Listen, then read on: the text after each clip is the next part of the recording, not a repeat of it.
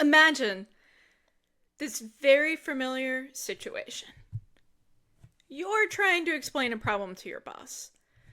They're busily typing away on their laptop, occasionally looking up to say, before cutting you off mid sentence with a solution that completely misses the point.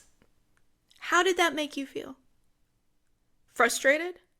Unimportant? Like, why even bother? Now flip this around.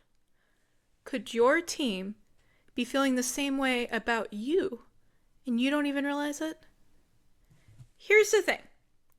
The difference between good leaders and truly great ones often comes down to one surprisingly simple skill. Some may even call it your superpower. Actually listening to your people. Let's be real. Most of us, we're terrible listeners. And I'm not just saying that. I know I can be. I've been in the workplace over 15 years. I've been a manager for over 5. And I definitely have real lapses in my listening. But I'm definitely not the only one. Researchers at Harvard found that the average person only listens at about 25% efficiency. Think about that. We're missing 3/4 of what people say to us. And then it gets worse. Studies in the International Journal of Listening show we forget half of what we do hear within just 8 hours. Sad thing is, doesn't that sound about right? For leaders, this isn't just embarrassing. It's expensive. Gallup surveyed 10,000 employees and found that needing to feel heard at work was one of the strongest predictors of whether they stay in their jobs or they quit. Bottom line, when people don't feel heard, they mentally check out first, but then they physically check out with a resignation letter. But this is where it gets cool if you're kind of nerdy like me. Scientists at Princeton, they put people in brain scanners and watch what happened during conversations. When someone really listens to another person, their brain patterns actually start to sync up. They call it neural coupling. It's like your brains literally get on the same wavelength. And there's more.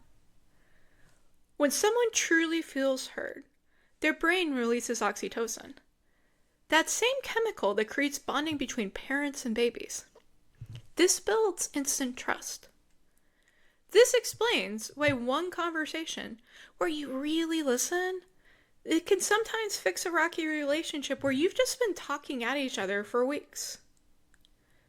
So if this is so important, what can we do? How can we be better? If we're all so bad at it, there have to be some things we can do to make it better. Leadership researchers at the Center for Creative Leadership break listening down into 5 levels. First, there's non-listening. This is when your body is physically there in the room, but your mind is somewhere else entirely. You know, like when someone's telling you something important, but you're thinking about lunch. Or maybe your next meeting. But let's be real, probably lunch. Example, your team is explaining a project challenge while you're checking your email. When they finish, you say, "Sounds good," but you couldn't repeat a single thing they said if your life depended on it. Here's the thing, your team, they can totally tell when you do this, by the way. And it makes them feel like they don't matter. Next, there's marginal listening. This is when you catch little bits and pieces while you're multitasking. You hear keywords, but you miss the meaning.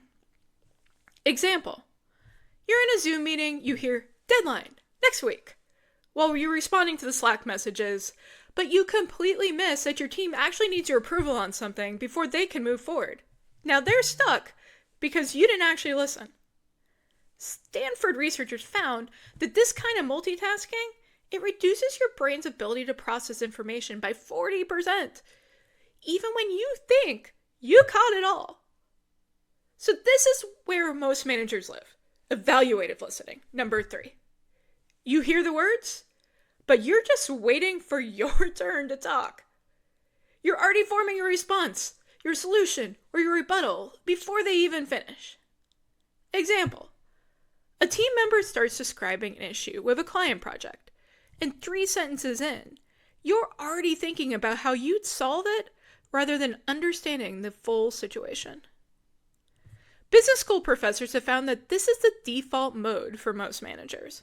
We're so solution-focused that we just jump to answers before fully understanding the questions people ask us. So what's the next step? What's this place beyond where most of us live? Active listening. Now we're getting somewhere.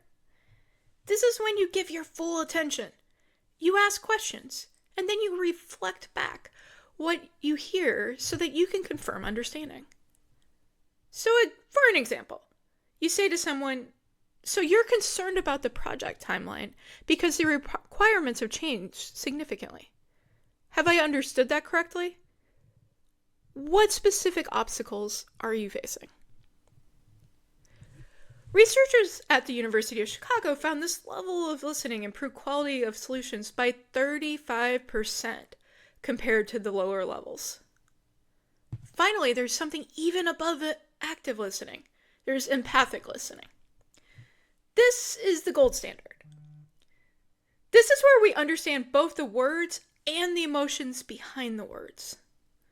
So for example, you say, I hear your frustration with these changing requirements. It sounds like you're concerned about both meeting the deadline and delivering quality work. That's a tough position to be in. The Journal of Applied Psychology published studies showing the deepest form of listening is associated with the highest team performance across all industries. The problem? Well, it's with us. Most leaders, we don't get past level 3. We're so busy, we're so focused on solutions, and we're so used to being the expert that we rarely push ourselves to go to levels 4 and 5. We think we're fine. So how do you become that leader who really listens? Well, here are some science-backed tips that actually work. First, we can try the 80-20 rule. The Harvard Negotiation Project found that the most effective leaders speak only 20% of the time in one-on-ones. Now let's flip your ratio. Let's listen 4 times more than you speak. We can try the 3-second pause. This one's simple but powerful. MIT research discovered that waiting just 3 seconds before we respond dramatically improves conversation quality. Those few seconds let you process what was said and show you're taking it seriously. Then there's the validation theory. Try saying, I hear what you feel, blank emotion, because blank. Researchers have found that this simple structure reduces workplace conflict by 80%. It shows you get both the facts and the feelings. We can also adjust your question to statement ratio. Count how many questions you ask compared to how many statements you make. Stanford Business School found leaders who asked at least twice as many questions as they made statements were rated 31% more effective by their teams. Again, we're back to coaching. It works. So, this isn't just feel-good stuff. It drives real business results. The Harvard Business Review tracked leaders before and after their intensive listening training. The result? Their team showed a 42% increase in productivity and a 67% increase in problem-solving capacity. The bottom line? Better listening equals better results. So, if it's so important, why aren't we doing it? What makes this so hard? Well, there's 3 big reasons. First, there's the speak gap. Your brain, it thinks at 400 words per minute. The problem? People, they only speak at around 125 words per minute. That extra brain capacity gets bored, starts wandering off, and we start to think about other things while people are still speaking. Second, we have these things called confirmation biases. Psychological research shows that we tend to hear what we expect to hear, rather than what's actually being said. We filter everything through our own existing beliefs. Third, power changes how we listen. Studies show that the higher someone rises in an organization, the less they tend to listen.